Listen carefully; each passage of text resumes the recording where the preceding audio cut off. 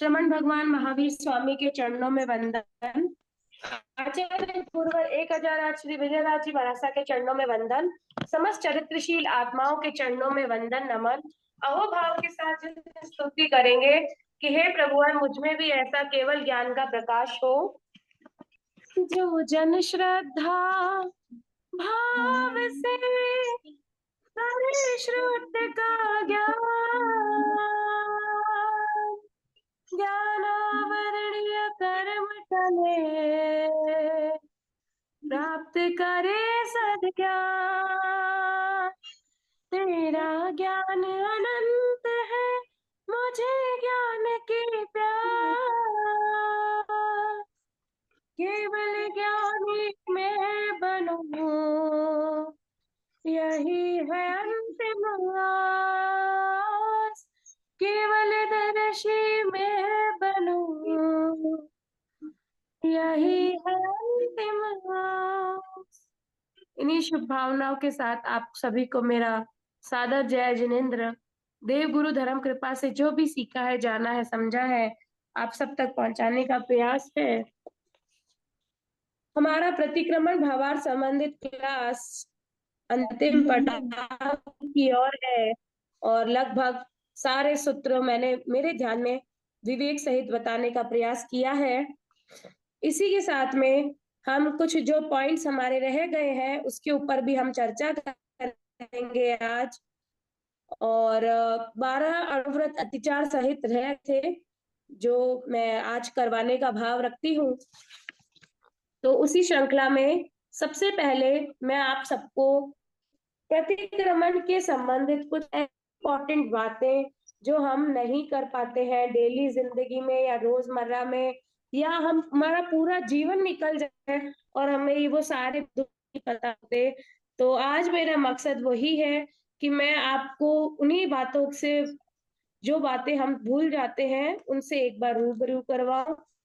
सबसे पहले मन जो होना चाहिए वो ऐसे स्थान पर होना चाहिए जहाँ निर्वध्य हो, जहां पर कोई किसी भी प्रकार की सावध्य क्रिया ना हो, साधु सतिया जी विराजमान हो, उनकी अनुज्ञा यानी कि आज्ञा परमिशन लेकर हम प्रतिक्रमण करें। और जिस दिशा में अपने धर्म गुरु धर्माचार्य जी विराजमान हो, उसी दिशा में वंदन नमस्कार करते हुए, अन्यथा कोई भी ज्ञान नहीं हो तो उत्तर या पूर्व यानी कि ईस्ट और नॉर्थ, तीन उस डायरेक्शन में 3 बार विधि युक्त बंधन नमस्कार करना चाहिए और प्रतिक्रमण की अनुज्ञा लेनी चाहिए। ये सबसे इम्पोर्टेंट बात है। हम प्रतिक्रमण करते हैं, हमें ध्यान नहीं होता, हम कहीं पे भी बैठ जाते हैं, मंदिर में बैठ जाते हैं या मान लो कहीं ऐसी जगह बैठ जाते हैं जहाँ लोगों का आना जाना है, जिसकी वजह से कोई हम डिस्टर्ब हो रहे हैं। हमारा ध्यान, देखो, जगह इसलिए इम्पोर्टेंट है क्योंकि हम इसमें अपनी आत्मा के ध्यान की ओर जाते हैं। कार्य सब करते हैं ना, तो अपने कर्मों को सोचते समझते हैं। अगर आप ये सोचो कि आवाज हो, शोर हो, या ऐसी जगह जहां पर लोगों का आना जाना हो, गमना गमने हो, तो आपका ध्यान रह पाएगा नहीं। तो आपको कौशक में आत्र ध्यान भी आएगा, रौद्र ध्यान भी आएगा। जबकि कौशक में आना क्या चाहिए? धर्म ध्यान और शुक्ल ध्यान, ठीक है। और हमारे मन वचन काया भी चलित होते रहते हैं। तो इसीलिए इन सब चीजों का ध्यान रखने के लिए सबसे अच्छी चीज है कि आप ऐसा स्थान चुने जहां पर साधु सतिया विराजमान हो। घर में कर रहे हैं तो ऐसे कोना या ऐसा कमरा आप चुने जहां पर पूर्व और उत्तर दिशा में आप भगवान को समक्ष मानते हुए, अपने अर्यंत की अनुभूति को देखते हुए, अपने मन से पूर्व उत्तर दिशा में विधि युक्त वंदन नमस्कार करके प्रतिक्रमण की आज्ञा ले, ठीक है। उसके बाद है वंदना नमोत्तरम खमासनो पचकान की क्रिया आसन छोड़कर करना चाहिए।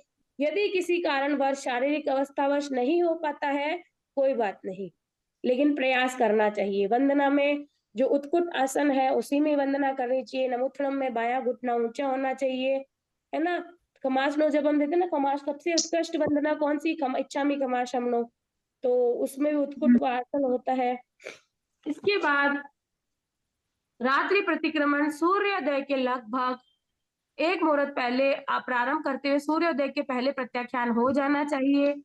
दिवस प्रतिक्रमण लगभग सूर्यास्त के साथ प्रारंभ करते हुए 1 मुहूर्त में प्रत्याख्यान हो जाना चाहिए, यानी कि सामूहिक प्रतिक्रमण में अधिकतम 1 घंटा लगना चाहिए। सामूहिक व्रत, मंगल पाठ एवं प्रत्याख्यान अगर साधु साध्वी जी है तो सबसे पहले उनसे करवाना चाहिए। अगर वो नहीं विराज रहे हैं तो आपसे जो बड़े श्रावक और श्राविका है उनको यह मौका देना चाहिए। यदि वे भी नहीं हो तो खुद ग्रहण कर सकते हैं, लेकिन बड़प्पन रखते हुए जब हम सामायिक करते हैं ना तो खुद से सामायिक नहीं लेनी चाहिए। प्रयास ये करना चाहिए कि अगर किसी को पास में जो बैठे हैं वो हमें, अगर देखो मरासा है बैठे और उनकी सुविधा है, ये नहीं कि प्रवचन में बार बार क्या उनको डिस्टर्ब करना या इशारा करना, मरासा मुझे एक, मरासा मुझे दो, नहीं। अपना उस समय विवेक का उपयोग रखें। और अगर आपके आसपास कोई है उन्हें बोलिए, आपसे बड़े हैं उन्हें बोलिए। अगर वो भी अनुकूलता रखते हैं तो आप उनसे सामायिक पचकिए, वरना आप खुद ही सामायिक ले सकते हैं। तो विवेक का उपयोग करते हुए करना चाहिए सामायिक के लेने के लिए। और उसके बाद सामान्यतः सामूहिक प्रतिक्रमण ध्यान के समय 99 अतिचार लोगस की पाठ्य का उच्चारण प्रकट रूप से कराया जाता है। देखो जिन जिन लोगों को 99 अतिचार नहीं आता है ना, उनको क्या करते जाता है, लोकस का पाठ दिया जाता है। जब मैं भी छोटी थी मुझे भी नहीं आता था, तो मैंने भी ऐसा किया हुआ है। लेकिन महाराज हमेशा यही प्रेरणा देते थे कि जल्दी से जल्दी 99 अतिचार, बड़े हो जल्दी जल्दी सीखो। तो अगर आपको भी आता है 99 अतिचार फिर भी आप लोकस का करते हैं कौशक, ये तो बहुत गलत बात है। और अगर आपको 99 अतिचार याद नहीं आ रहा, आप लोकस का कौशक कर रहे हैं, तो आप ये प्रयास करें कि मुझे जल्द से जल्द 99 अतिचार ही प्रकट रूप से अपने मन में कहना है। ठीक है। अब उसके बाद देखिए, कार्योत्सव के पूर्व तसूत्री का पाठ उच्चारण करते हुए अपणम बोसीरामी को हमेशा मन में कहना चाहिए, वो प्रकट में नहीं बोलना चाहिए, उसको मन में बोलना चाहिए और फिर ध्यान में लीन हो जाना चाहिए। ठीक है। और होठ जीभ कई कई होता है ना 99 अतिचार बोलते हैं तो ऐसे ऐसे इस तरीके से क्या होती है, आवाज आती रहती है इस तरीके से ना, ये आवाज मुन की या मन मन बोलने की आवाज नहीं आनी चाहिए। आपकी जिह्वा, आपका होठ के एकदम टिकी होनी चाहिए, बिल्कुल भी हलन चलन नहीं होना चाहिए। उसके बाद है छठे प्रत्याख्यान में आवश्यक में यथाशक्ति आपको नवकार सी, पौर सी, तिवियार, चौयार या घड़ी दो घड़ी का भी कुछ ना कुछ तो अवश्य लेना चाहिए। गट्ठी में मुट्ठी, अपने साड़ी में पल्लू में गांठ बांध दो तो गट्ठी संयम हो जाएगा। मुट्ठी बांध लो कि इतने समय तो मैं कम से कम पचकान करूंगा ही करूंगा। तो कुछ भी खाली खाली नहीं जाना चाहिए। इतना बड़ा आपने प्रतिक्रमण का पाठ किए है साधना, तो कुछ ना कुछ प्रतिक्रम प्रत्याख्यान अवश्य ही लेना चाहिए, अवश्य ग्रहण करना चाहिए प्रत्याख्यान। ठीक है। अब आगे चलते हैं कि श्रावक जीवन में लगने वाले दोषों के लिए पाक्षिक प्रतिक्रमण होता है ना। चातुर्मासिक प्रतिक्रमण के बाद ये अलग टॉपिक है कि पौषध के विशेष में है, जो पौषध करते हैं उनके लिए है। और आप लोगों के लिए मुख्य बातें जो मेन मेन है, वो सबसे पहला इंपॉर्टेंट यही है कि आप लोगों को ऐसा स्थान चुनना चाहिए प्रतिक्रमण के लिए जहां पर अत्यधिक आवागमन नहीं हो, शांत चित्त कर सके। प्रतिक्रमण का कार्य मुड़मुड़ नहीं करना चाहिए, अधिकतर लोग करते हैं, हड़बड़ में बोलते रहते हैं, जिह्वा का हलन चलन नहीं होना चाहिए। और जो वंदना नमोत्तरम है, नमोत्तरम हमेशा बाएं घुटने से किया जाता है। बायां घुटना विनय का प्रतीक है। मैंने आपको कुछ पाठ का बताया था कि कौन सा पाठ कब करना चाहिए, इसके बारे में भी मैंने आपको जानकारी दी थी, है ना। तो आप लोग अगर किसी ने नहीं देखा है तो परसों की क्लास में एक बार मैंने बताया था, मतलब इससे पूर्व की जो 2 क्लासें थी वो आप लोग देख सकते हैं। ठीक है। अब हम चलते हैं प्रतिक्रमण स्मरण विधि संकेत। बायां घुटना कौन सा होता है, बायां घुटना होता है लेफ्ट, लेफ्ट नी, लेफ्ट जो होता है ना बायां घुटना, वो होता है। ठीक है। अब हम चलते हैं प्रतिक्रमण को याद करने के संकेत। सबसे पहले 24 तत्व की अनुज्ञा, 24 तत्व की अनुज्ञा याद करने की एक ट्रिक बता देती हूँ। आप लोग जैसे सामायिक करते हैं ना वैसे ही विधि है, बस करेमी बनते का पाठ नहीं है। ये ट्रिक है 24 तत्व की अनुज्ञा का। ठीक है। आपको बस करेमी बनते नहीं बोलना, वैसे ही नमो निंताणम, इच्छा कारणम, तसुत्री और ध्यान 2 लोगस, नवकार मंत्र, कार्य शुद्धि, लोगस 2 बार नमोत्तरम और धर्माचार्य जी का जो स्तुति पाठ होता है वो। प्रतिक्रमण की अनुज्ञा लेना, ये तो हो गया सबसे पहला काम। फिर पहला आवश्यक शुरू हो जाता है। उसमें आपको क्या करना है, सबसे पहले नमोरियंताणम, करेमी बनते, इच्छामिठायम, तसूत्री और 99 अतिचार। ये 99 अतिचार, तसूत्री अपाणम वसीरम ही आता है, तुरंत ध्यान में बैठ जाना। और जितने भी 99 अतिचार मैंने करवाए हैं 18 पाप स्थानक तक, वो करना है। फिर नमोकार मंत्र और कार्य सूत्र। नमस्कार सूत्र हाउ मेनी टाइम्स, कहाँ लिखा है नमस्कार? नमस्कार सूत्र एक बार ही पढ़ना है, ठीक है, एक बार ही पढ़ना है। जब नवकार मंत्र जहां जहां लिखा है वहां पर एक एक बार ही पढ़ना है। अगर कोई संख्या या कुछ दी हुई होती है तो मैं आपको बता देती हूँ। अभी एक बार ही नवकार मंत्र गिनना है इसमें। फिर दूसरा 24 आवश्यक की अनुज्ञा, उसमें 24 मतलब लोगस, ठीक है, तो आपको लोगस गिनना है दूसरे में सिर्फ, और सिर्फ लोगस गिनना है। फिर तिखुतों से पहली बार पहले वंदना की, पहले सामयिक आवश्यक के लिए, फिर दूसरी बार वंदना करेंगे, फिर लोगस करेंगे, फिर तीसरी बार करेंगे तिखुतों के पाठ से आज्ञा लेंगे तीसरे आवश्यक की। उसमें क्या करेंगे? 2 बार इच्छामि कमाशनो, जो मैंने आपको सूत्र का अर्थ बता रखा है, निस्सही हो कायम काय वाला है ना, वो वाला। फिर हम क्या करेंगे? हम चौथा प्रतिक्रमण करेंगे। कौन सा चौथा प्रतिक्रमण आवश्यक करेंगे? 99 अतिचार, 18 पाप स्थानक तक, वो तो सेम है। और तत्सवस देवसियस अय्यरस दुभाष दुचिंत्यस आलोयंतु पड़ी कमामी, ये पाठ करेंगे। फिर श्रावक सूत्र के अत्य हो, चौथे को 3 भाग में बांटना। चौथे को कितने भाग में बांटना? 3 भाग में। पहला तो 99 अतिचार का भाग, फिर श्रावक सूत्र का भाग, फिर हो गई भाव वंदना का भाग, ठीक है। अब श्रावक सूत्र की अनुज्ञा में सबसे पहले ये तो आपको देखो चौथा तो याद करना पड़ेगा, पहला दूसरा तो बहुत, तीसरा तो बहुत आसान है। चौथे के 3 भाग है, ये याद रख लो। 99 अतिचार पहला भाग है, उसके बाद मुझे तत्सवस बोल के सीधा श्रावक सूत्र पे आ जाना है। फिर नवकार मंत्र, करेमी बनते, चत्तारे मंगलम, इच्छावी पड़ी कमऊ, इच्छा करणम, आग में तीव्य, दसन संकेत, 12 व्रतों के अतिचार सहित पाठ, बड़ी सलेगना, तस धम्मस और 2 बार इच्छामी कमाशनो। ये आपको याद करना ही पड़ेगा इसका सीरीज। मैंने जैसे याद किया था वैसे तो देखो वो मैंने बहुत छोटे उसमें थी, तो मैंने तो उसका एक एक अक्षर बताया था, न क ई, न क म ई टू, मतलब किसी को एक संख्या की विधि से सीखा था। जो विधि थी, जो मुझे एक सूत्र बनाया था खुद से ही, आप भी चाहो तो बना सकते हो। न क से मुझे याद आ गया पहले नवकार मंत्र, फिर क से करे भी बनते, फिर म से मंगलिक, फिर ई टू मतलब ई 2 बार आएगा जिसमें इच्छा में पड़ी कमो और इच्छा करणम। ये मेरा व्यक्तिगत है, आप लोग अपना भी कोई ट्रिक लगा सकते हो इस चीज इसको याद करने के लिए, ठीक है। फिर भाव वंदना की आज्ञा लेंगे, उसमें नवकार मंत्र, 5 पदों की वंदना, फिर ये एक साथ ही पाठ याद हो जाते हैं। अनंत चौबीसी, आयर्य उपजाई, है ना, 28 द्वीप का पाठ, 84 लाख जीव योनियों का पाठ, खामेमी सबे जीवा और 18 पाप स्थानक, ठीक है। तो यहाँ तक ही चौथा आवश्यक हो गया।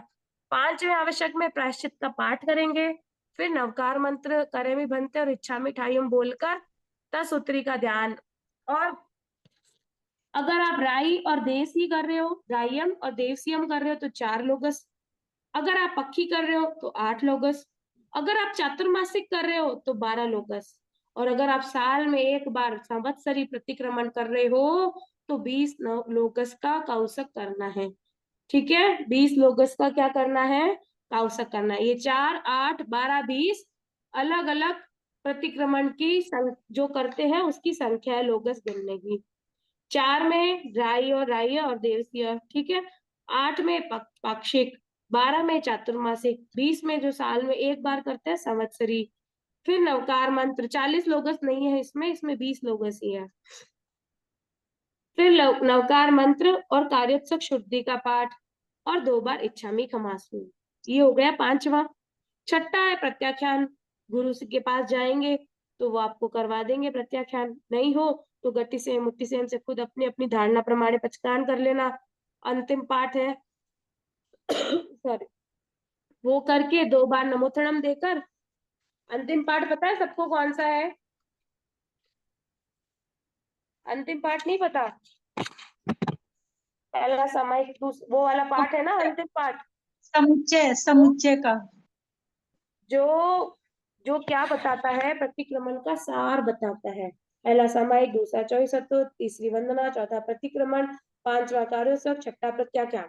ये 6 आवश्यक पूर्ण हुए। इनमें अतिक्रम, व्यतिक्रम, अतिचार, अनाचार, जानते अजानते ये वाला पूरा बोलना। ठीक है। फिर अपने धर्माचार्य और गुरु जो भी महाराज है उनकी स्तुति करना, उनको वंदना करना। ये है प्रतिक्रमण की विधि। देखो 3 तक तो बहुत आसान है। दीदी एक चौथा। डाउट है दीदी। हाँ बोलो। जैसे छठा प्रत्याख्यान लेते हैं ना अपन, तो प्रतिक्रमण तो हम रोज करते हैं, मगर हाँ, प्रतिक्रमण में प्रत्याख्यान कैसे लेना? फर्स्ट वो आज के दिन का तो चौवियार आता ही नहीं है उसमें, वो दूसरे दिन का ही हो जाता है फिर नहीं नौकार आता ना, देखो मैं कंठ। बताती हूँ इसका अर्थ क्या है। मैं बताती हूँ। हाँ मैंने बता। छठा जो प्रत्याख्यान करवाया था ना, उसका अर्थ बताया था, लेकिन फिर भी एक बार और बता देती हूँ उसका अर्थ क्या होता है, ताकि आपको ध्यान में रहे। सबसे पहले छठा प्रत्याख्यान लेते हैं अपन, तीखुतों की आज्ञा करके। ठीक है। फिर हम क्या हाँ बोलते हैं, सुनिए।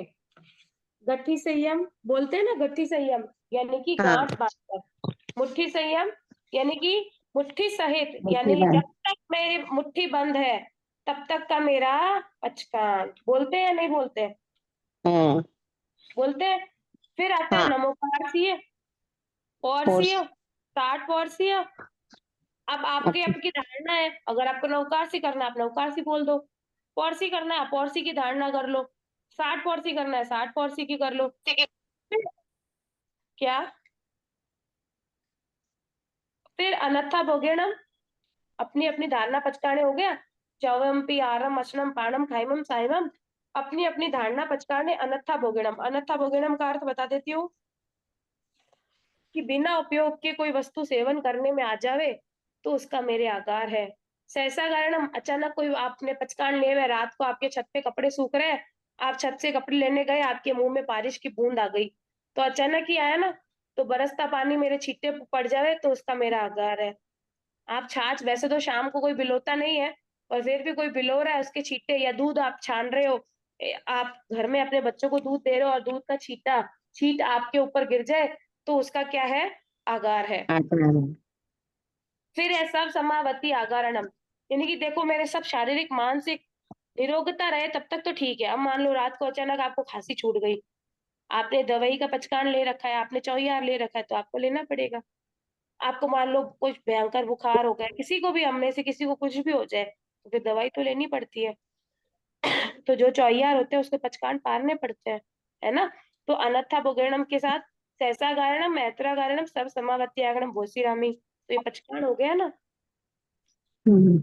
यही पचकान लेते हैं रोज, मगर ऐसा लगता है कि दिवसचर्म पचकाई चोरम पियानो वो तो लिया ही नहीं हमने, दिन भर में जो मतलब लिया उसका पहले त्याग किया ही नहीं, और कल के लिए नौकारसी का पचकान ले लिया। नौकारसी का लेते हैं तब आज का त्याग हो जाता है, मगर हमने दिन भर में जो खाया पिया उसका पचकान लिया ही नहीं, ऐसा मेरे को लगा, इसलिए पूछ रही हूँ। नहीं नहीं, देखो इसमें तो ऐसा ही होता है कि दिन भर का पचकान का नहीं है, इसमें ये होता है कि आपने जो दिवस दिन भर में पूरे दिन में जो पचकान किया उसका नहीं है, भविष्य का जो पचकान आप कर रहे हो। अभी जैसे आपने मान लो, आपने अपने इसमें बोल सकते हो, जैसे कोई कई लोग बोलते हैं गट्टी संयम मुट्ठी संयम, अपना अपने धारने पचकाने जो भी है, और या जो भी यथाशक्ति आप स्वीकार करो। रात्रि भोजन अन्न का त्याग है ना। मेरे को दवाई का आगार है, मेरे को टीवी हम पी बोल दो, अगर आपको पानी नहीं पीना है तो आरम अशनम खाइमम साइमम बोलो, पाणम मत बोलो। और अगर आपको पांच और यार करना है तो आरम अशनम पाणम खाइमम साइमम, ये सारा बोलना। ठीक है। ये तीवियार और दुबियार, कोई कोई रात को दूध भी पीते हैं तो वो दुबियार का पचकान होता है ना। भत होता है भत पाण, वो कोई कोई वो भी खुले रखते हैं। तो सबका अपना अलग अलग रहता है। ठीक है। चलिए, तो अब ये यहाँ पर मैंने आपको प्रतिक्रमण की याद करने का बता दिया है। अब अब मेरे हिसाब से 12 व्रतों के अतिचार मेरे हैंड से बाकी है। वैसे तो मैंने अतिचार 12 व्रतों के आपको करवा दिए, लेकिन जो मेन स्थूल है, मोटे अणुव्रत, उनका मैं आपको अर्थ बता देती हूँ, उसका क्या मतलब है। प्रतिक्रमण करने के बाद खाना खा सकते हैं क्या? अब वो सबकी देखो अलग अलग धारणा है। अगर आप पचकान नहीं लेते हैं, कुछ लोग तो खाते हैं, और रात को, जैसे सबके अपने अपने आगार है, इसीलिए तो ये इसमें लिखा है। आप गट्ठी से हम एक गांठ बांधने या खोलने का रख लो कि तब तक मेरे चारों आहार है। कोई नवकार सी कर लेता है तो उस हिसाब से है। अब साधु साधु अपने मुंह से नहीं कहते हैं। दीदी, जय हिंद दीदी। हाँ एक क्वेश्चन पूछना था। हाँ हाँ। अपने हर बार तिकुता का वंदना की पार्टी 3 बार अपन बोलते हैं इसमें, तो वो 3 बार, हर बार 3 बार बोलना है कि एक ही बार बोलना है? कब? हर तीन। बार 3 बार बोलते हैं। अच्छा। और संवत्सरी के दिन 2 प्रतिक्रमण करते हैं, 40 लोग करते हैं, वो कैसा? पहला और दूसरा प्रतिक्रमण कैसे हम तो करते? 20 लोग, हम तो यही प्रतिक्रमण करते हैं, इसमें सिर्फ और सिर्फ एक चेंज करते हैं। पक्षीय की जगह या देवसीय की जगह संवत्सरीय बोल देते हैं, और 20 लोग इसका काउसक करते हैं। नहीं, 2 प्रतिक्रमण करते हैं ना संवत्सरी के दिन? मेरे को ध्यान में नहीं है, मिच्छा में दुग्गड़म। मैंने तो यही जी समझा है कि हमारे इधर तो एक ही प्रतिक्रमण करते हैं, वो भी जब वो समय हो जाता है, वो उसमें 20 लोग का काउसक करते हैं। और जहाँ पे पक्षी देवसी दाईसी आता है, वहां पे हम संवत्सरीय बोलते हैं। जी यही करते हैं। हाँ ज्ञान वही है। गच्छ वाले करते हैं 2 प्रतिक्रमण। हाँ वो देखो, उतना तो मेरे को नहीं पता, लेकिन सब लोगों का देखो अलग रहता है। जो मैंने समझा है तब तक हम तो एक ही प्रतिक्रमण करते हैं, और संवत्सरीय शब्द बोल देते हैं, और 20 लोगस का काउसक करते हैं। ठीक है। अब हम विचार सहित में चलते हैं। एक बार मैं बता देती हूँ, उसके अलावा मेरे हिसाब से प्रतिक्रमण में कुछ रह गया है तो आप बता दीजिए। 12 व्रत, 5 अणुव्रत, 3 गुणों, 4 शिक्षा व्रत, भी इन सब के बारे में मैं आपको 99 अतिचार में समझा चुकी हूँ। अब हम चलते हैं, ये अणुव्रत की क्या जरूरत है, और ये क्या है, ये थुलाओ और इन सब का संस्कृत में हिंदी का क्या अर्थ है, मैं समझाती हूँ। देखो, जो अहिंसा अणुव्रत, जो हम 5 पहला अणुव्रत ले रहे, अहिंसा अणुव्रत मतलब ऐसे व्रत जो अपेक्षाकृत थोड़े छोटे होते हैं महाव्रतों से। किससे? महाव्रतों से। हम महाव्रतधारी तो नहीं है ना, हम क्या है, हम अणुव्रतधारी हो सकते हैं। महाव्रतधारी होते हैं जिनको जिनको जाग जीव अहिंसा, जो साधु भगवंत होते हैं। हम तो 5 महाव्रतधारी नहीं है ना, हम तो 12 व्रतधारी है भी या नहीं इतना भी नहीं पता है। तो जो साधु साधु होते हैं ना, वो तो महाव्रत होते हैं, और महाव्रत धारण करते हैं। महाव्रत होते हैं जिनको जीवन पर्यंत तक निर्वाह करना पड़ता है। साधु साध्वी को अपने जीवन पर्यंत तक क्या करना पड़ता है, उनका निर्वाह करना ही पड़ता है। और अणुव्रत वो होते हैं, उन व्रतों का छोटा रूप होता है। ठीक है, उन व्रतों का, अणु मतलब छोटा, छोटे सूक्ष्म व्रत होते हैं। तो पहला अहिंसा अणुव्रत क्या कहता है?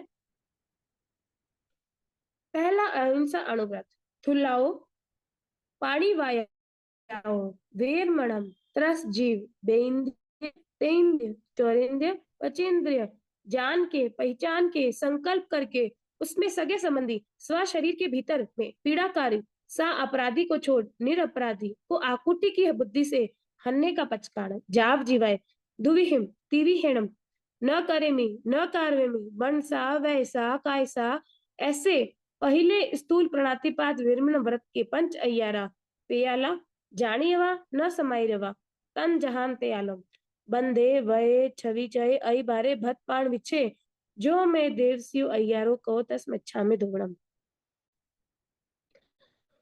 जो बहन कहते अभी कि हम दिन भर में जो पाप किए हम करते ही आलोचना, तो ये अतिचार में हम दिन भर के जो क्रोध मान माया या 18 पाप स्कंध में वही तो करते हैं।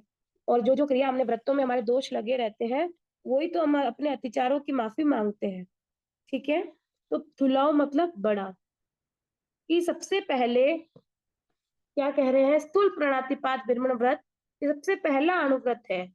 इसमें क्या है, स्व या स्व के परिजन के शरीर में पीड़ाकारी, सा अपराधी को छोड़, जो अपराध सहित है उसको छोड़कर, निरपराधी की जीवन पर्यंत के लिए 2 करण और 3 योग से, अर्थात मन वचन काया से, न तो हिंसा करना न करवाना, किसकी, बेइंद्रिय तेन्द्रिय चौइंद्रिय पचेंद्रिय 10 जीवों को संकल्प पूर्वक, यानी कि इसको तो मैं मारूंगा ही मारूंगा। कभी कभी बहुत सारी मम्मी क्या कह देते हैं, इस काश तो तेरी पिटाई करूंगी करूंगी, मतलब ये क्या हो गई, संकल्पित हिंसा। क्या हो गई, संकल्प करके मारना, जिसमें संकल्पित हिंसा बहुत बहुत ज्यादा दोष युक्त होती है, कि संकल्प करके मारना किसी जीव को। कि या गाय घोड़ा है, मान लो ये काम नहीं कर रहा है पुराने जमाने में, तो उसको इस तरीके से चोट या उसके नकेल चुबा देना या कर देना, उसको बेल्ट से मारना, वो संकल्पित हिंसा है। तो मेरे मारने और मरवाने का त्याग है। इसमें आपने क्या किया पहला अनुव्रत में कि बेंद्र तेंद्र चौंद्र पचेंद्र जीव को संकल्प पूर्वक मेरे मारने का त्याग है। इसके 5 अतिचार है। अतिचार मतलब जो व्रतों में जो दोष लगते हैं वो 5 प्रकार के हैं। कौन कौन से, उसको मैं बता, जो जानने तो योग्य है जानेंगे जब भी तो हम वो अतिचार नहीं करेंगे, लेकिन आचरण करने योग्य नहीं है, हमें पाप का भागी नहीं बनना है। जीव को बांधना, किसी जीव को बांधा हो, कोई माँ अपने बच्चों को क्या करते हैं, गलती से भी क्या कहते हैं, तेरे हाथ मुंह बांध दूंगी, पैर बांध दूंगी, पैर बांध के तेरे को घर पे बिठा दूंगी, बोलते हैं। हम में से ही काफी सारे बोलते हैं पैर क्या, तेरे तेरे हाथ पैर तोड़ दूंगी, तेरे हाथ पैर बांध के बिठा दूंगी, कभी कभी गुस्से में बोलते हैं ना। तो ये क्या होते हैं, ये संकल्पित हिंसा का पार्ट होता है कि आपने संकल्प किया कि मैं इसको चोट पहुंचाऊंगा पहुंचाऊंगा। आप सबको पता है कि भगवान ऋषभ देव ने सिर्फ 12 घड़ी तक बैल के मुंह पर छीका लगा दिया था, है ना। तो उनको कितने 12 वर्षों से अधिक समय तक क्या मिला, खाना नहीं मिला, नहीं मिला ना, आहार के लिए इधर उधर घूमना पड़ा। तो जीव को बांधना, मारना, छेदन भेदन करना। बहुत सारी बहनें होती है, कहती है आलू को दम आलू बनाते ना, उसमें यूं यूं जो कांटा होता है ना, कांटा, उसको यूं छोकती है। जिमीकंद ऑलरेडी वो जिमीकंद खा रहे, ऊपर से आप उसका इतना छेदन भेदन करते हैं। हरी मिर्च का अचार डालती है, उसमें ऑलरेडी मतलब होती है जीव हरी होती है, फिर भी उसको बोलते हैं अरे इसको बीच में से चीरा लगा कर। यानी कि आप अपने शब्दों का चयन तो देखिए, सोच समझ कर करिए कि चीरा किसके कब कहाँ लगता है। जब कोई मरीज होता है, जब कोई बीमार होता है, तो डॉक्टर कहते हैं उसने चीरा लगाया, उसकी रस्सी निकाली है। और हम क्या बोलते हैं, हम ये श्रावक और गृहस्थ जैन धर्म में होके भी क्या बोलते हैं, मिर्ची की चीरा लगाकर उसको भरना। अरे बोलते समय शब्दों का चयन तो सोच के करिए। मिर्ची को सुधार ना बोलिए, कभी भी जीवन में ये मत बोलिए मैं सब्जी काटता हूँ, नहीं। हाँ मैं सब्जी सुधार रहा हूँ, हमेशा ये बोलना, सब्जी साफ कर रहा हूँ। कभी काटना छेदन भेदन जितना हो सके। देखो शरीर चलाने के लिए भोजन तो आवश्यक है, मैं मानती हूँ। बिना कोई एक दिन क्या, एक घड़ी नहीं रह सकते। टाइम का अगर दिन का भी काशना भी हो ना, तो पेट शाम को एकदम ऐसे करने लगता है, अरे आज तो खाया ही नहीं एक टाइम, ऐसी हो जाती है। लेकिन खाना जरूरी है, समझते हैं, लेकिन छेदन भेदन करके। आजकल जो ये सलाद और को अलग अलग, काचर का आपने पढ़ा होगा, खंदक मुनि का, उन्होंने काचर का छिलका छिला था, अगले भाव में उनको उनके साथ क्या हुआ। तो ये कर्म करते समय प्लीज सावधान रहिए।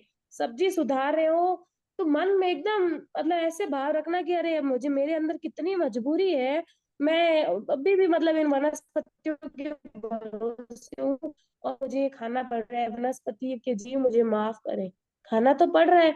ये तो अच्छा है कि हमारा अच्छा कुल मिला है, हमें अच्छा धर्म मिला है, तो हम मांस मांसाहार से दूर है। ये तो हमारे अत्यंत पुण्यों के उदय की है। ये तो बहुत अच्छी बात है कि हम इनसे दूर है। लेकिन फिर भी आजकल जैनी भी अभक्ष्य चीजों का बहुत सेवन कर रहे हैं, उनमें सावधानी रखिए। और खाना खाते समय ये भावना भाइये कि आप ये नहीं कि आज तो मैं सुबह उठ के आज तो मैं ये चीज बनाऊंगी बनाऊंगी, अरे थोड़ा सा ध्यान रखिए, समय पूर्वक इस चीज को समझिए कि ज्यादा छेदन भेदन करना, ज्यादा मतलब उस चीज को स्वाद लेके खाना बहुत दोष लगता है। ठीक है आपको पसंद है, आप अपने मन में रखिए। आज तो तूने क्या सब्जी बनाई है, तो सब्जी के जीव कर रहे हैं, अरे बहन मेरी प्रशंसा कम कर, ये कल परसों फिर यही बना देगी, है ना। मन में इस चीज को दूसरे को, जब आप जैन हो, आप एक जीव हो, एक आत्मा हो, जब आप दूसरों के दर्द को अपना दर्द समझोगे, तभी तो आपको समझ आएगा ना कि हाँ हर वनस्पति में दर्द है। तो जब भी सब्जियां ये सलाद कच्ची और ये काटते ना, अरे मैंने कितना सुंदर छिलका उतारा है, नहीं ज्यादा छेदन बेदन। वनस जो भी ये फ्रूट्स खाते हैं उसको कांटे के साथ खाते हैं, वो ऑलरेडी उन फ्रूट्स में इतना मतलब इतनी मुलायम स्किन होती है, और उस पे हम काटते हैं, छुरी लगा लगा के खाते हैं। आप हाथ से मुंह में उठा के पीस भी तो खा सकते थे। तो इस चीज का प्लीज ध्यान रखिए, ज्यादा छेदन भेदन की तरफ मत जाइए संसार में। अधिक भार लादना और खाने पीने में अगर किसी की अंतराय डालनी है, मैंने बताया था आपको, जब भगवान की संग से अगर किसी के अंतराय डालते हैं तो भी क्या रहता है, हमारे व्रतों में अतिचार लगता है। अगर मैंने दिवस संबंधी को अतिचार किया हो तो मेरा पाप निष्फल हो, ठीक है। ये पहला अणुव्रत था। दूसरा सत्य अणुव्रत, थुलाओ मुसावायो वेरमणम कन्नालिये गोवालिये नासावारो थापड़ मोसो कूड़ सकीजे इत्यादि मोटा झूठ बोलने का पचकान जाव जीवाय दुवी हम तिवी हिणम न करेमी मनसा वैसा कायसा एवं दूसरा स्थूल मशावाद विरमण व्रत के पंच अय्यारा जानियवा न समायवा तम जहानते आलम सहस बखाने रहस बखाने स जो स्त्री हो वो बोलेंगे स भतार, भतार मतलब भरतार होते हैं ना, पति अपने पुरुष के मन में प्रकाशित किए हो तो बोलते हैं स भतार। और जो पुरुष है वो बोलेंगे सदार मंत भे, ठीक है। मोसो वैसे कूड़ ले करने जो में देव आपकी स्क्रीन भी इसलिए मैंने बड़ा करके रखा है कि आप भी इन सबको संस्कृत के उच्चारण को देख सकें। जी देखो मेरा मकसद यही है प्रतिक्रमण को अर्थ सहित आप जल्दी से जल्दी सीख जाएं, ठीक है, ताकि जो प्रतिक्रमण आप करें इस बार संवत्सरी में अर्थ सहित करें और आपको प्रतिक्रमण करने में इतना एंजॉयमेंट हो, इतना अच्छा लगे कि इस बार हाँ मैंने भाव से प्रतिक्रमण किया है। आपको खुद को एकदम अनुभूति, सुखद अनुभूति होगी। तो जब हम जिस चीज का अर्थ जान जाते हैं तो उसके बाद हमें उस चीज को समझ आ जाती है कि कौन सी चीज कब करनी है। अब दूसरा अणुव्रत क्या कहता है? दूसरा अणुव्रत कहता है कि मृषावाद से विरत होना। विरत मतलब वहां से निकलना। इसके 5 प्रकार है। कन्या के संबंध में, गाय के संबंध में, भूमि के संबंध में, धरोहर संबंधी, और कोई झूठी साक्षी दे देता है, भले किसी ने वो कार्य किया है या नहीं किया है, लेकिन आप झूठे गवाह बन जाते हैं तो आपको आपको क्या लगता है? इस व्रत में अतिचार लगता है, दोष लगता है। 2 करण और 3 योग मतलब न करूं न करवाऊं, ठीक है। ये 2 करण हो गया, 3 योग हो गए, मन योग, वचन योग और काय योग। स्थूल मर्शावाद का मेरा त्याग है। इसके 5 अतिचार हैं जो जानने तो योग्य है, लेकिन उनको अपने जीवन में कभी भी आचरण मत करना। कैसे? बिना सोचे समझे किसी पर भी कलंक मत लगाना। आपने किसी से सुना और आपने कह दिया फलाना व्यक्ति तो ये काम करता है, तो आपके ऊपर क्या लग गया? आपने किसी पे कलंक लगा दिया, लगाया ना। सीता माता का आपको पता है कि राजा राम, जो हमारे जैन दर्शन में माता सीता के बारे में क्या कहते हैं कि जब माता सीता पूर्व भव में, छोटा सा प्रसंग है, पूर्व भव में वो उन्होंने क्या किया, मुनि पे दोष लगा दिया कि ये मुनि तो मुझे देख रहे थे या ऐसे इस तरीके से, ये मुनि तो किसी और के साथ मैंने इनको देखा है। इतना सा उन्होंने हंसी मजाक में क्या किया, मुनि पर, जो जो मुनि उनके घर गोचरी लेने आए उन पर उन्होंने क्या किया, आरोप लगा दिया, कलंक लगा दिया झूठा। अब क्या हुआ अगले भव में, वो हालांकि उसी समय वो क्या हो गई, अगले थोड़ी देर में वो काली सी पड़ गई। फिर उनको उनके घर वालों ने पूछा क्या हुआ, तब उन्होंने बताया कि मैंने जो नगर में मुनि पधारे हैं उन पर मैंने झूठा आरोप लगाया था, इससे मेरी दुर्दशा हुई। तो उन्होंने इतना ये छोटा सा कितने घड़ी का कृत्य किया और मनोरंजन के लिए किया, आपने मजाक मजाक में किया, तो उनको अगले भव में सीता माता पर, जब वो वनवास काट कर रावण से इधर पास आई थी राम के पास, सबने कहा कि सीता माता की अग्नि परीक्षा लो, परीक्षा लो, तो उनको क्या की करना पड़ा, अग्नि परीक्षा देनी पड़ी, उनको धरती में समाना पड़ा, ऐसा सुनने में आता है। तो किस प्रभाव से हुआ, उनको इतने कष्ट क्यों सहन करने पड़े? गर्भावस्था में भी उनके पति ने उनको अलग छोड़ दिया था। इतना सा कहने के ऊपर कि नगर वालों ने कहा कि माता सीता जी इतने दिन वहां रह के आई है, मतलब इनकी और उन्होंने, राजा राम ने उनका त्याग कर दिया था, उनके ऊपर कलंक जो गांव वाले लगाया था ना, किस प्रकार लगा कि उन्होंने भी पूर्व भव में अपने मनोरंजन के लिए एक निर्दोष साधु के ऊपर कलंक लगाया था।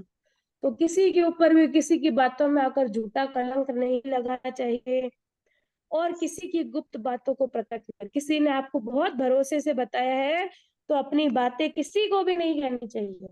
ये ध्यान रखना चाहिए, किसी ने आपको भरोसा दिया है, विश्वास दिया है।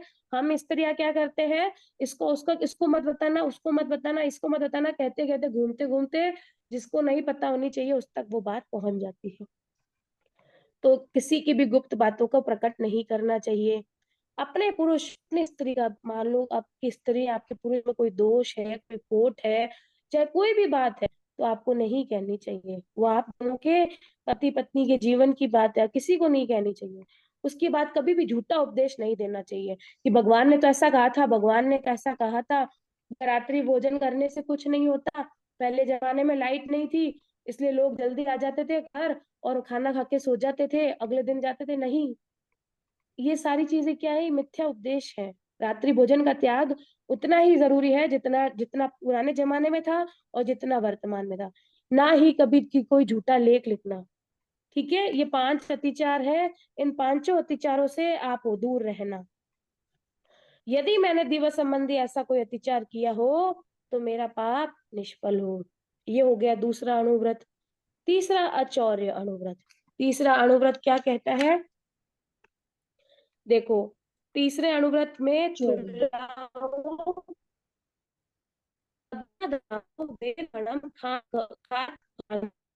काट खोलकर ताले पर कुर्सी लगाकर मार्ग में चलते हुए को लोकर लूट कर पड़ी हुई धड़ियाती मोटी वस्तु जानकर लेना इत्यादि मोटा अतदान का पचकान। सगे संबंधी, व्यापार संबंधी तथा पड़ी निर्भमी वस्तु के उपरांत अतदा दान का पचकान। जाव जीवाय दुवि हिम तिवि हिणम न कर्मी न कार्मी मंटा वैसा कैसा।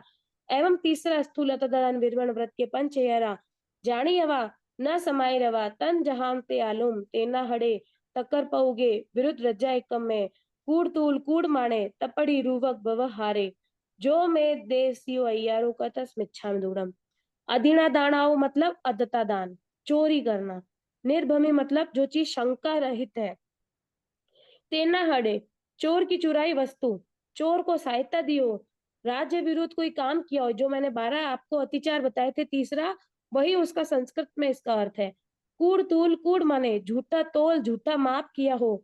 तपड़ी रूवक व्यवहारे वस्तु में विभेल संबेर की हो, कि मैं स्थूल चोरी से विरत होता हूँ। अदता दान के 5 प्रकार है। दीवार में सेंध लगाना, है ना, चोरी करने के लिए सेंध लगाना। कोई एक पोटली में धन पड़ा है, एक गठरी में पड़ा है, उसकी गांठ खोलना। किसी के घर चोरी करने के लिए ताला तोड़ना। किसी की वस्तु पड़ी है, आपने बिना पूछे ले ली, पड़ी हुई वस्तु को लूट लेना।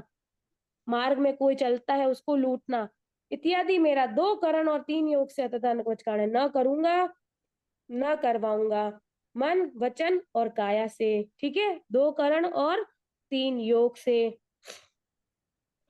पड़ी हुई वस्तु का और सगे संबंधी, व्यापार संबंधी, रास्ते में पड़ी, अगर मान लो मुझे कोई सगे संबंधी है या व्यापार संबंधी मुझे कोई चीज मिल रही है, उसका तो मेरे आगार है। इसके अलावा 5 अतिचार है जो जानने योग्य किंतु आचरण करने योग्य नहीं है।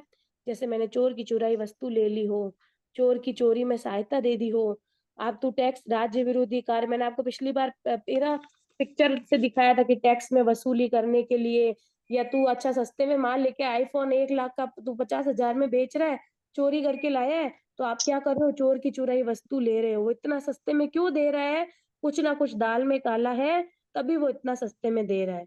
समझ गए? तो अगर आप ऐसा करते हो, जो आपको पता है कि व्यक्ति चोर बाजार का माल बेचता है और आप लेते हो, तो आप भी बराबर पाप के भागी हो। क्यों? क्योंकि वो आप उससे खरीद रहे हो, तो आपके लिए वो चोरी कर रहा है, ये बात ध्यान रखना। तो ना तो चोर की चुराई वस्तु लेना, ठीक है, ना तो राज्य विरोधी कार्य करना, ना तू कूड़ा तोल कूड़ा माप करना, और वस्तु में मिलावट नहीं करना। मैंने दिवस संबंधी कोई अतिचार किया हो तो मेरा पाप निष्फल हो। वैसे 12 व्रतों के अतिचार में मैंने आपको सभी को स्पष्ट कर दिया था, है ना, ये दीदी जो एक मिनट कुछ पूछना था मेरे को, जय जिने। हाँ बोलिए। है ना दीदी, जिससे अगर कोई मिलावट कर रहा है और अपने को मालूम पड़ गया और अपना खरीदना अगर मजबूरी कि अपने को मिल ही नहीं रहा है, तो क्या उसमें भी भागी है अपन? वो कर रहे हैं ना, आप तो नहीं कर रहे, या आप उसको वो कर प्रेरणा रहा तो है नहीं लेकिन दे अपने को रहे, मालूम तो है कि वो कर रहा है। आप उसको प्रेरणा तो नहीं दे रहे। नहीं, प्रेरणा नहीं दी, पर अपनी मजबूरी है कि उससे खरीदना ही है अपने को, तो फिर तो मजबूरी है उससे। तो फिर ठीक है, वो जो करता है उसका पाप है, आपका नहीं है। लेकिन अच्छा आपको पता है और आपको फायदा हो रहा है इससे, और आप दूसरों को भी मतलब अनजान कर रहे हैं, तो फिर आपको संभल जाना चाहिए। आपको दूसरों को भी बताना चाहिए कि ये व्यक्ति बेल संबेल कर रहा है और हमें इसके लिए जागरूक होने की जरूरत है। तो उसमें भी दोष लगता है अगर उसका बिजनेस बंद हो जाए अपनी वजह से, या कुछ नहीं काम नहीं, बंद हो जाए। आप अपने देखो, हम समाज सेवा का काम नहीं कर रहे हैं, हम प्रतिक्रमण में खुद की सेवा का काम कर रहे हैं। ठीक है, सबसे पहली बात तो ये बता अच्छा। देती हूँ। दूसरी बात ये है कि आपको लगता है वो बेसंबेल कर रहा है, आपका उसके बिना काम नहीं चल रहा है, तो आप उसको समझाइए। और नहीं समझ रहा है तो उसकी क्रिया उस जो कर रहा है उसको लगेगी। और आप उसको कह रहे हो हाँ तू बेसंबेल कर, इससे तेरे को प्रॉफिट हो रहा है, तो उसका क्रिया आपको लगेगी। ठीक है। मैं वही तो कह, जैसे अपन लोग उसका बिजनेस हो सकता है, उसके वजह से वो अभी तक उसका कुछ जो काम चल रहा हो बंद हो जाए, तो वो उसका जो भी नुकसान हो अपने को दोष लगेगा क्या उसका भी? नहीं नहीं, वो तो देखो, जब जहाँ होती है मिलावट होती है वहां पे तो बोलना चाहिए, पर समाज से नहीं करनी चाहिए जितने तक मतलब सहन हो सके। वो एक होता है ना, किसी की गृहस्थी के हिसाब से या किसी का रोजगार लाने के लिए नहीं, वो आप अपने विवेक से देखना कि क्या व्यवसाय वो कर रहा है जिसमें वो भेल संभेल कर रहा है। चलिए, चौथा चौथा ब्रह्मचर्य अणुव्रत तुलाओ मेहुणाओ। अब ये जो चौथा अणुव्रत है ना, इसे लगभग बहुत सारे बड़ी उम्र की लेडीज को मरासा के साक्षी में बहुत सारे लोग ब्रह्मचर्य का क्या करते हैं, व्रत लेते हैं, है ना, शील व्रत धारण करते हैं इन शॉर्ट में। तो आप इसका अर्थ समझिए क्या कहते हैं। स्थूल मैथुन क्या है, चौथा अनुव्रत है। थुलाओ मेहुणाओ वेदमणम स्वपति संतोष, स्त्रियां क्या बोलेंगी, स्वपति संतोष। अवशेष मेहुण विहिम पचकामी, जाव जीवाय देव देवी संबंधी दुविहिम तिविहीणम न करेमी न कारमेमी मनसा वैसा कायसा तथा मनुष्य तिर्यंत संबंधी एगविहम एगविहणम न करेमी कायसा। एवं चौथा स्थूल मैथुन निर्मण व्रत के पंच अय्यारा, पांच अय्यारा मतलब पांच अतिचार, जानियवा जानने योग्य न समय देवा, आचरण करने के योग्य नहीं है। तन जहां ते आलोक इतिर्य परिगया गमने अपरिगया गमने अनंग कीड़ा करने पर विवाह करने काम भोगा तेव भिलासे जो मैं देसियो अय्यारों को तस्मिच्छाम दुग्नम। यही अर्थ है जो मैंने अतिचार में बताया था कि स्थूल मैथुन से विरत होना चौथा अनुगत है। अपने पति में संतोष रखकर देवता संबंधी दो करण, ये न करूंगा न करवाऊंगा, तीन योग मन वचन काया से, मनुष्य तिर्यन संबंधी एक करण और एक योग से, अन्य सभी प्रकार के अब्रह्म सेवन का मेरा त्याग है। इनके अतिचार इस प्रकार है जो जानने योग्य है किंतु आचरण करने योग्य नहीं है। अल्प इतिर्य परिगया से मैंने बताया था कि जो अपने से छोटे उम्र वाली स्त्री होती है उसके साथ संबंध करना, गमन करना, जिसके साथ सगाई हुई होती है उसके साथ गमन करना, अप्राकृतिक रीति से काम क्रीड़ा करना, स्व परिवार के अलावा अन्य का विवाह संबंध करवाना और काम भोग की फिर वह अभिलाषा करना, इससे उत्पन्न जो मेरा अतिचार हुआ हो वो पाप निष्फल हो। पांचवा अपरिग्रह तुलाओ परिगहो वेरमणम, खेत वस्तु का परिमाण, ये मैंने सारा बताया था, खेत वस्तु का क्षेत्र वस्तु का परिमाण रखना। कुव्य धातु कौन कौन से हो गए, सोना चांदी, अगर आपके पास जितना हो सके 1 किलो सोना, 2 किलो, आप 1 किलो सोना इस उम्र में पकायत ही अपने लिए नहीं धारण करते हो और आपको आगे लेके भी नहीं जाना है ना। कोई व्यक्ति ऐसा नहीं, ना कोई आगे लेके गया है ना कोई आगे लेके जा सकता है मृत्यु के समय। वहां मृत्यु के समय हकीकत ये है कि आपने आपके मान लो कोई स्वेलिंग, ऐसे ऐसा दृश्य सुना हुआ है, स्वेलिंग से मान लो आपके कान का या अंगूठी भी नहीं निकल रही है तो भी लोग खींच के उसको इतना बेदर्दी से निकाल लेते हैं, एक तिनका तक नहीं छोड़ते हैं, नहीं छोड़ते हैं ना। तो इतना आप फिर आप उस समय सोचो कि अब हम जीवन की अंतिम परिस्थिति में अवस्था में आ गए हैं तो हम इतना परिग्रह अपने नाम पर क्यों करें। मैं 1 किलो सोना तो पकायती नहीं पहनती हूँ, मैं 1 किलो चांदी में मैं करोड़ों रुपए तो पकाया तो अपने पास नहीं रखती हूँ, नहीं रखती हूँ ना, तो कम से कम मैं अपने परिग्रह की मर्यादा कर दूं। मैं खेत देखो कौन कौन सा, खेत घर सोना चांदी धन धान्य दास दासी गाय बैल और लोहा पीतल तांबा आदि का मैं मर्यादा कर दूं। और मर्यादा से अगर मैंने अतिरिक्त परिग्रह कर लिया, मान लो आपके 1 किलो सोने का आगार था, आपने 1 किलो 200 ग्राम सोना अपने पास रख लिया, तो 200 ग्राम का आपको अतिचार लगेगा, उसका एक करण और 3 योग से न करूंगा न मन वचन काया से त्याग है। इतनी मर्यादा का अतिक्रमण करना अतिचार है। अगर इससे ज्यादा आपने मर्यादा से ज्यादा अपने अंदर संग्रह कर लिया तो अतिचार लगेगा आपको। ठीक है। तो जिन्होंने जिन्होंने भी अपने परिग्रह व्रत में अगर आगे नहीं बढ़े हैं उन सबसे निवेदन है कि एक बार अपने स्व से बात करिए कि मुझे आगे कहाँ जाना है और मैं इतनी चीजें लेके जाऊंगा क्या, मुझे जाने देंगे, आप ले जाना चाहोगे तो भी ले जाने देंगे क्या, कोई नहीं ले जाने देगा। तो समय रहते आप खुद ही छोड़ दो। पता है किसी चीज का जब हम खुद त्याग करते हैं ना, तब उस चीज की हमें मन में नहीं आती है, लेकिन जब हमसे त्याग करवाया जाता है ना, तब उस चीज की हमें बहुत ज्यादा मन में आती है। तो आप समय रहते ही खुद अपनी इन चीजों से मोह ममता का त्याग कर दो, वरना जब परिस्थिति आपके बच्चे बड़े आपसे त्याग करवाते ना, तब वो चीज छोड़नी बहुत मुश्किल होती है। तो परिग्रह की सीमा जरूर रखें, समय निकाल के परिग्रह की सीमा रखें, मन मन में संकल्प लेवे। छठा दिशि व्रत, उड दिशि का यथा परिमाण, अहो दिशि का यथा परिमाण, तिर्य दिशि का यथा परिमाण। उसके उपरांत स्वेच्छा से काया से आगे जाकर 5 आश्रव सेवन का पचकाण। जाव जीवाय एगवी हम तिवी हेणम न करेमी मनसा वैसा कायसा। एवं छठे दिशि व्रत के पंच अय्यारा जानी यवा न समाई रवा तन जहाते आलोम। उड दिशि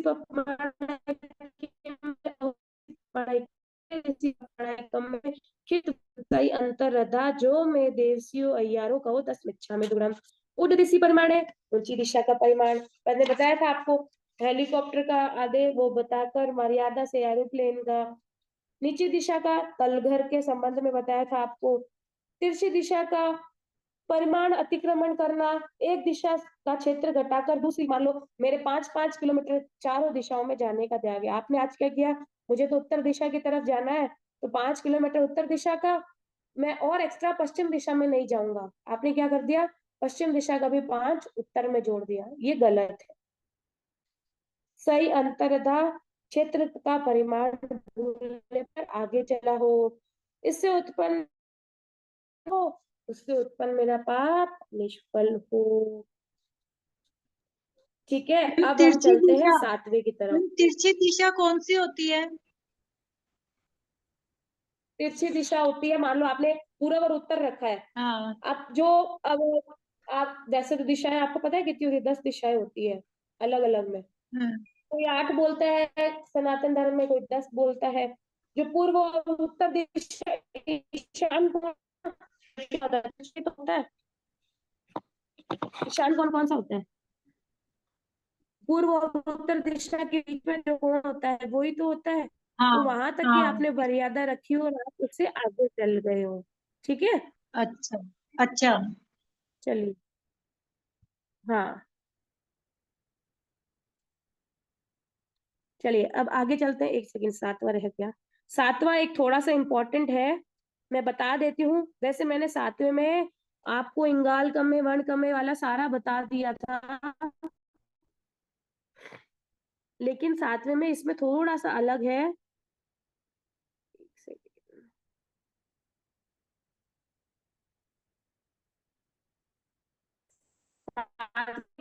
मैं बताती हूँ आपको। 7वां व्रत उपभोग परिभोग। अब देखो, जो बोलते हैं ना दिन में क्या मर्यादा रखी थी, उसका तो हमने किया ही नहीं, उन सबको सीखना चाहिए ये इसका अर्थ। तब आपको सारा समझ आ जाएगा कि अच्छा इतनी भी चीजों की मर्यादा होती है क्या, इतनी चीजें तो हम करते ही नहीं है। सुनिएगा, 7वां व्रत है अणुव्रत उपभोग परिभोग। ये सब आप सबको पता है, उसका परिमाण करना। उपभोग मतलब क्या, जो वस्तु को हम बार बार, हमने क्या कर दिया, एक बार रोटी खाई खत्म, अब वो रोटी का वापस उपभोग तो नहीं कर सकते है ना। लेकिन परिभोग वो चूरी है, जैसे मान लो मुखवास है, खट्टा है, उसको एक बार खा लिया, उसको हम बार बार भी खा सकते हैं, पैकेट को एक बार में तो खत्म नहीं करते हैं ना। वैसे ही एक बार जो चीज खा ली, रोटी दाल चावल, वो भोग हो गई। और परिभोग मतलब जिनका हम रोज रोज, जैसे टूथपेस्ट है, एक बार उपभोग कर, या फिर कल फिर करेंगे, वो क्या हो गई, परिभोग की सामग्री हो गई। अब इसमें क्या है कि 7वां व्रत उपभोग परिभोग परमार्थ है। इसमें इसमें 2 प्रकार के व्रत हैं, कौन कौन से, भोजन संबंधी और व्यापार संबंधी। कौन कौन से, भोजन संबंधी और व्यापार संबंधी। 26 प्रकार की चीजें हैं जिनकी जो जिन चीजों की मर्यादा की है, और इससे अधिक मेरा सेवन करने का एक करण और 3 योग से त्याग है। कौन कौन से 26 चीजें हैं वो हम समझते हैं। सबसे पहले उल्लण या विहित, शरीर पहुंचने के अंगोछे तौलिए आदि वस्त्रों की मर्यादा करना। बोलिए कितने लोग हैं जो जिन्होंने ऐसी मर्यादा की है कि मैं 2 तौलिए या 3 तौलिए क्योंकि हम देखो यूज नहीं करते हैं, लेकिन यही तो है, हमारे जीवन में मर्यादा करने की आदत नहीं है। तो ये क्या कहता है, उल्लण्या विहि, शरीर पहुंचने की अंगूठे तोली आदि की मर्यादा करना। दंतन विहि, दांतों को साफ करने के लिए मंजन, टूथपेस्ट, ब्रश, लकड़ी आदि की मर्यादा करना। फल विहि, बाल धोने के लिए आंवला, अरीठा, शैम्पू, साबुन, इनकी मर्यादा करना। मेट। अभंगन विहि, शरीर पर मालिश करने के लिए तेल आदि द्रव्यों की मर्यादा करना। उवठन विहि, शरीर पर उपटन, पीठी आदि की मर्यादा करना। मज्जन विहि, स्नान की संख्या, जल के परिमाण की मर्यादा करना।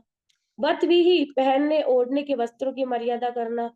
विलेवन विहि, विलेपन की वस्तुएं यानी कि पाउडर, क्रीम, चंदन आदि की मर्यादा करना। पुष्प विहि, फूलों की फूल मात्रा आदि की मर्यादा करना। आभरण, आभूषण की जाति व वजन की मर्यादा। अगर धूप द्रव्य की मर्यादा। धूप विहि, पेज विहि, पे पीने वाले पदार्थ, उनकी दूध, शरबत, इनकी मर्यादा करना। भवन विहि, घेवर, लड्डू, बर्फी आदि की मर्यादा करना। ओदन विहि मतलब चावल, खिचड़ी, थूली आदि की मर्यादा करना। सूप विहि, मूंग, चना, उड़द आदि दालों की मर्यादा करना। ये इस तरीके से 26 है जो हम जिनकी हम मर्यादा नहीं करते हैं। तो 7वां व्रत उपभोग परिभोग यही कहता है कि इन 26 भोजन और व्यापार संबंधी इन सभी की क्या करना, मर्यादा करना। विज्ञ विहि, दूध, दही, घी, तेल की मर्यादा करना। साग भी, हरे सूखे की मर्यादा करना। महुर भी, हरे फल की मर्यादा करना।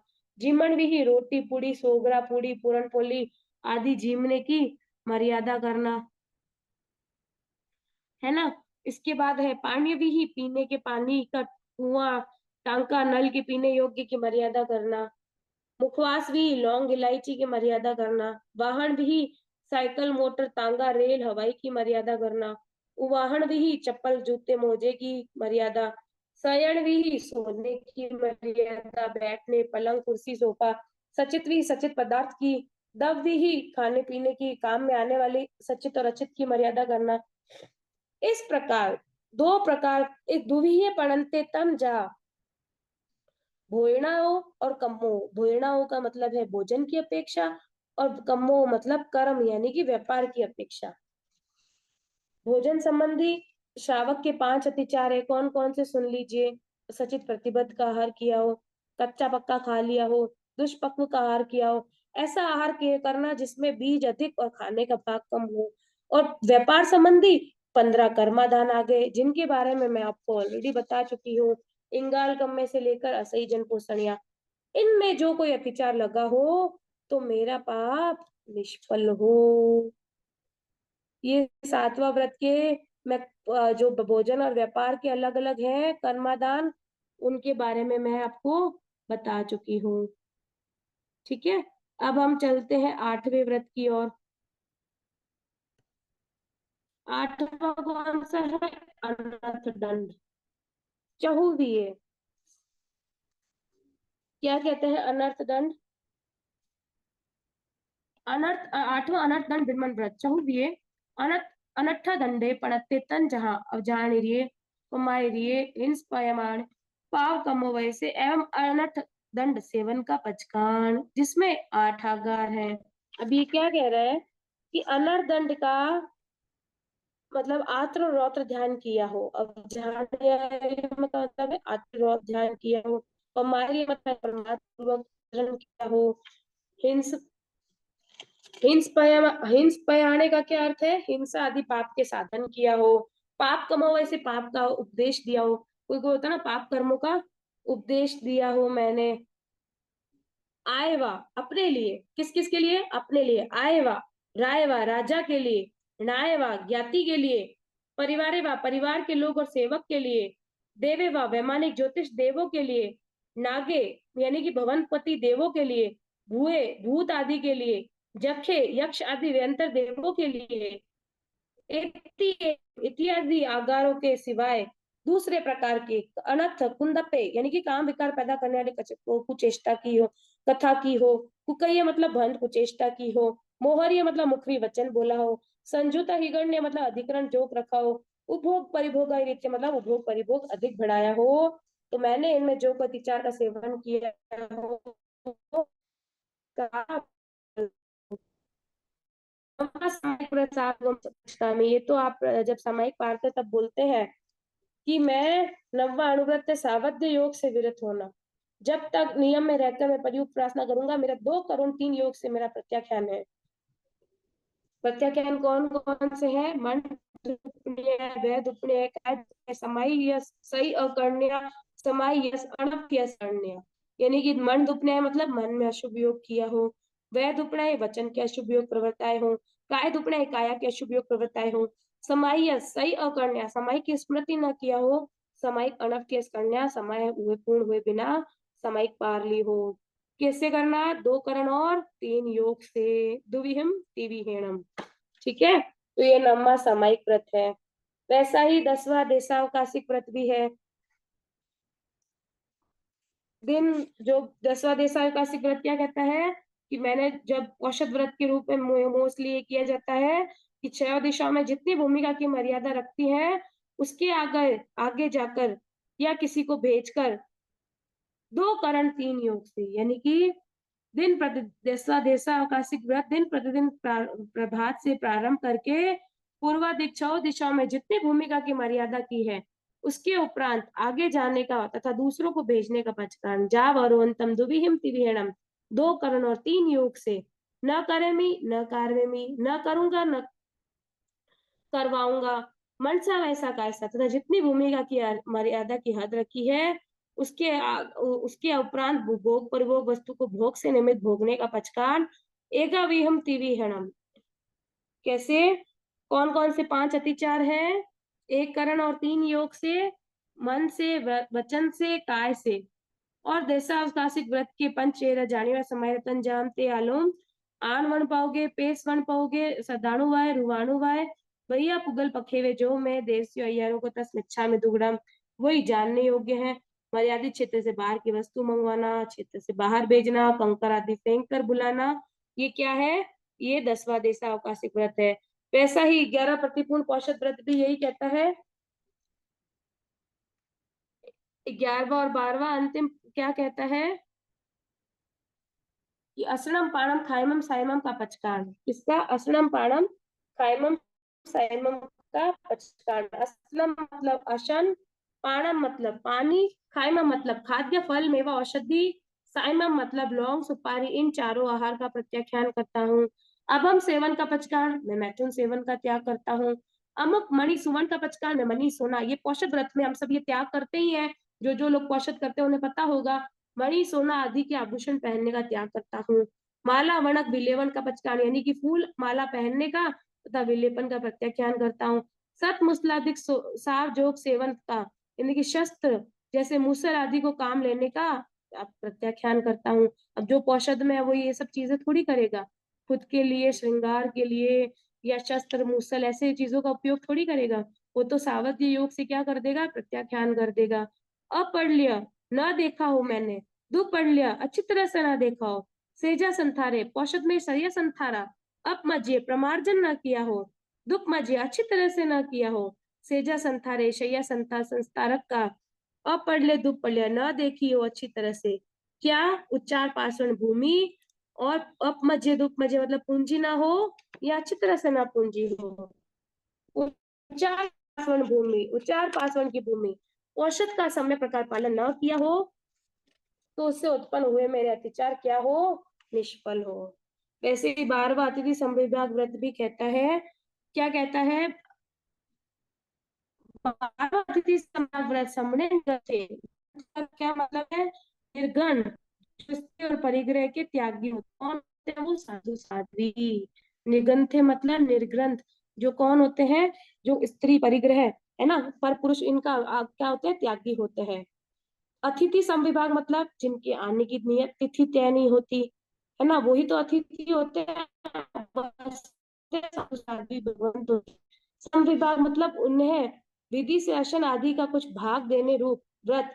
समणे निगंते श्रमण, जो श्रमण कौन होते हैं? हम जो मोक्ष के अभिलाषी होते हैं, श्रम करने वाले होते हैं। निगंथे पासुया, निगंथे मतलब निर्ग्रंथों को, प्रासूक अचित आहार, ऐसनीजनम ऐशनीय, असनम पाणम खाइमम साइम, भोजन पानी खादिम स्वादिम, और क्या क्या दे सकते हैं हम? वस्त्र दे सकते हैं, पड़िग पात्र, कंबल, कंबल दे सकते हैं। पाय पूछनेणम, ये हम साधु साध्वी को क्या दे सकते हैं? पात पडिहारी वस्तु, है ना, जो साधु लौटा देते हैं। पडिहारी वस्तु होती है जो साधु सूर्यास्त लौटा देते हैं। अलग चौकी का, सेजन संथारणम, औषधशाला घर का, संथारणम आसन, ओसह औषध, भेषणजनम भेषज, अनेक द्रव्य वाली, जैसे त्रिफ्लावर होते हैं ना, एक ओसह होती है एक द्रव्य वाली जैसे हरड़, और बेसन मतलब जिसमें बहुत सारे पदार्थ होते हैं, जैसे त्रिफ्लावर होती है ना, आंवला, बहेड़ा, हरड़, वो। परिलाभे माने, प्रतिलाभित करता हुआ, वीरा में विचरण करता हूँ, है ना। अचित वस्तु सचित पर रख दी हो, यदि मैंने अचित वस्तु सचित से ढाकी हो, साधुओं को भिक्षा देने का समय टाल दिया हो, पर वह वैसे अपनी वस्तु दूसरों की कही हो, मछली आए ईर्ष्या भाव से दान दिया हो। ये क्या कहता है 12वां तिथि समविभाग व्रत कि 12वें समविभाग व्रत में साधु निर्जन श्रमण का योग प्राप्त होने पर मैं कितने प्रकार का सुपात्र दान दूं? 14 प्रकार का सुपात्र दान दूं। इस व्रत के 5 अतिचार हैं। श्रमण को ग्रहण्य, अचित बीज को सचित पर या सचित के संस्पर्श में न रखना, यानी कि अचित सचित से न ढकना, सचित अचित से न ढकना। भोजन का समय नहीं टालना, ठीक है, या भोजन का समय टाल भोजन बनाना, साधुओं को आमंत्रित करना, और आपकी चीज है लेकिन फिर भी अपनी मालकियत को साबित करने के लिए कह दिया कि नहीं ये चीज मेरी नहीं है, और दान देने की भावना, ईर्ष्यावर्ष करना, ये सब क्या है, इनमें अतिचार लगते हैं। तो इनसे अगर मेरा कोई अतिचार लगा हो तो वह निष्फल हो। तो ये 12 व्रतों के अतिचार मैंने आपको पहले भी करवा चुकी थी मैं, लेकिन फिर भी आपको आपकी जानकारी के लिए एक बार फिर से, ताकि पूरे प्रतिक्रमण में कोई भी चीज मुझसे छूटे नहीं। अगर प्रतिक्रमण संबंधित कुछ भी ये जिन्ना के विरुद्ध कहा हो, तस्मिच्छामि दुक्कडम। और मैं आपको यही कहती हूँ कि आप जब भी आप प्रतिक्रमण करें, तो मैंने आपको सबका अर्थ बताया है, आप अर्थ सहित करें। यदि किसी का कोई प्रश्न हो तो पूछ सकते हैं। संभावित ही आज प्रतिक्रमण पूरा हुआ, मैंने विधि भी दर्शना जी, अच्छे से बता दी है। जी दर्शना जी, जी। जय जिनेन्द्र। एक तो जय देखो, जिनेन्द्र। अभी 11वां व्रत जो बताया उसमें सोने चांदी का त्याग, तो हम तो औषध करते हैं तो सोना पहना हुआ ही होता है। बट इसमें तो मतलब होता ना मर्यादा कर देना उस चीज का। अच्छा, मर्यादित वस्तु रखना, ऐसा। अच्छा, हाँ दूसरा आपने हाँ, बताया जैसे मान फोक लो। फोक। हाँ, हाँ हाँ, बोलो। नहीं आप बताइए कांटे, अमृत वाली सुगंध। नहीं, हाँ वो तो हो गया। फिर ये जो हाँ कांटे से अपने खाने का बताया ना, तो जैसे हाँ। फ्रूट हम लोग सुधारते हैं, ठीक है, बीज निकाल दिए तो अचित हो गया, तो फिर उसमें तो कुछ है ही नहीं। हाँ, लेकिन वो भाव रहता है, देखो सबका अपना अपना अच्छा। है। जब हम तरबूज खाते हैं ना, तो मुझे ये हाँ लगता है कि जैसे मान लो कीवी खाते हैं हम, उसकी स्किन कितनी सॉफ्ट रहती है, समझ आ हाँ रही है? हाँ लगभग वो कीवी का हिस्सा हमारी स्किन की जैसा होता है, हल्के हल्के बाल से। तो उसमें हाँ दर्द हाँ। तो होता है ना, जीव की वेदना अच्छा, तो है ना उसमें। और एक क्वेश्चन वापस रिपीट कर रही हूँ, जो उस दिन हम्म। पूछा था मैंने कि प्रतिक्रमण, वो होता है पहला गए काल का प्रतिक्रमण, वर्तमान काल की सामायिक और भविष्य काल के पचकांड। वो भविष्य काल के पचकांड मेरे समझ नहीं आए, वापस एक बार प्लीज समझा दो। देखो जैसे आपने मर्यादा कर रखी है 12 व्रतों की, हाँ। अगर जो लोगों ने 12 व्रतों की मर्यादा कर रखी है ना, जैसे मैं ये हम्म। मान लो, मैंने ये इतने विज्ञ का या इतने 14 नियम के पचकांड ले रखे हैं भविष्य के हिसाब से, कि मेरा ये हाँ, महीने का त्याग है, या 12 व्रतों में ही कर लेते हैं कि मेरा मतलब मेरे को आजीवन झूठ बोलने का त्याग है, या मेरे को आजीवन मतलब ब्रह्मचर्य का है, या आजीवन हम्म, मेरा कोई भी व्रत का खेत वत्तु का। लेकिन आपने क्या कर दिया, उसमें कोई प्रत्यक्ष आपने जो पचकांड किया है उसमें आपको दोष लग तोड़ गया, दिया। आपको ध्यान में नहीं। हाँ, तो उसके हाँ, लिए मैं अच्छा, उसके लिए क्या करता हूँ, क्षमा याचना करता हूँ। ठीक है, धन्यवाद। जी। और किसी को प्रतिक्रमण से संबंधित कुछ भी पूछना हो, प्रतिक्रमण से संबंधित अभी भी आपको कोई भी जिज्ञासा हो तो आप पूछ सकते हैं। संभवतः अब देखो अगले सप्ताह में क्या है, संवत्सरी पर्युषण का पर्व आने वाला है, इसके बाद संवत्सरी उसके अगले हफ्ते आएगा। तो मैं चाहती हूँ आप 8 दिन प्रतिक्रमण करें। अगर आपको कोई प्रतिक्रमण में कुछ अर्थ नहीं समझ आता है तो आप एक बार मैसेज में कैसे भी पूछ सकते हैं मुझसे। प्रतिक्रमण संबंधित आपको क्लास जय कैसे लगी जिनेन्द्र। अपने जरूर शेयर करिएगा। जी। मैम आपने ये सोना चांदी का बताया, तो इसमें अगर आर्टिफिशियल ज्वेलरी पहने तो? हाँ तो उसका नहीं है लेकिन मर्यादा तो उसकी भी करनी चाहिए ना। इसमें तो नहीं है, पुस्तक में तो, बस पुस्तक में तो धातु का है, पूरे धातु है ना, 5 जो हम परिग्रह परिमाण व्रत करते हैं ना, उसमें हिरण्य सुवर्ण है ना, उसमें तो चांदी सोना ही बताया है। ठीक है। Okay ma'am. Okay okay. जी, आप प्रतिक्रमण संबंधित अपने जो भी भाव है क्लास से संबंधित अवश्य लिखिए, और साथ ही साथ अगर आपको कोई भी पूछना हो तो अवश्य पूछे। मेरे हिसाब से सारा सिलेबस हो। जी जय जिनेन्द्र। ये मैं पूछ रही थी, घर पे कर सकते हैं पोषद? औषध तो मेरे हिसाब से बाहर ही होता है, स्थानक में, निर्वध्य स्थान पे। अच्छा ओके तो ठीक। किसी को और कुछ पूछना है प्रतिक्रमण संबंधित, आपकी क्लास के कोई भाव है आपको तो आप अवश्य कहें। जी, अपने आप यदि को पोषद नहीं हो पाए तो कितनी सामायिक करनी चाहिए? सामायिक का भी हो सकता है क्या? इसका मेरे को तो वर्तमान में कोई प्रावधान समझ नहीं आता है। आप अगर आप आसपास साधु जनक हो तो उनसे पूछिए। मैं तो सामायिक जो आप घर में कर सकते हैं वो बेस्ट है। देखो ऐसे तो बहुत सारे तीर्थ होते हैं, हम सब तीर्थ स्थानों पे नहीं जा सकते हैं। ऐसे तो बहुत सारी धार्मिक क्रियाएं तप जप होते हैं, हम नहीं कर सकते, लेकिन आप एक भाव से उपवास भी करते हैं तो बहुत अच्छी बात है। आप भाव से घर में ही सामायिक करते हैं, आपके आसपास प्रवचन करने के लिए जाने के लिए नहीं है, कोई बात नहीं। आप घर में ही साधता पूर्वक समता से बिना किचकिच किए सामायिक के 32 दोषों को टालकर सामायिक करते हैं तो मेरे हिसाब से वो बेस्ट है, बजाय इसके कि हम प्रवचन में जाए। बहुत सारी लेडीज होती है जाते समय किचकिच किचकिच काम, और वहां सुनने के आने के बाद चप्पल खोल के तुरंत काम का किचकिच। तो अगर इस किचकिच से बचने से या टीका टिप्पणी से बचने से अच्छा है आप घर पे ही एक घंटे मन से सामायिक करिए। और अगर आप समता से रह सकते हैं तो आप स्थानक में जाइए और खूब अच्छी धर्म आराधना करिए, पौषद करिए। घर पे संवर कर सकते हैं मैम? आराम से कर सकते हैं, संवर सामायिक सब कर सकते हैं। अच्छा ठीक है। रात्रि संवर वो तो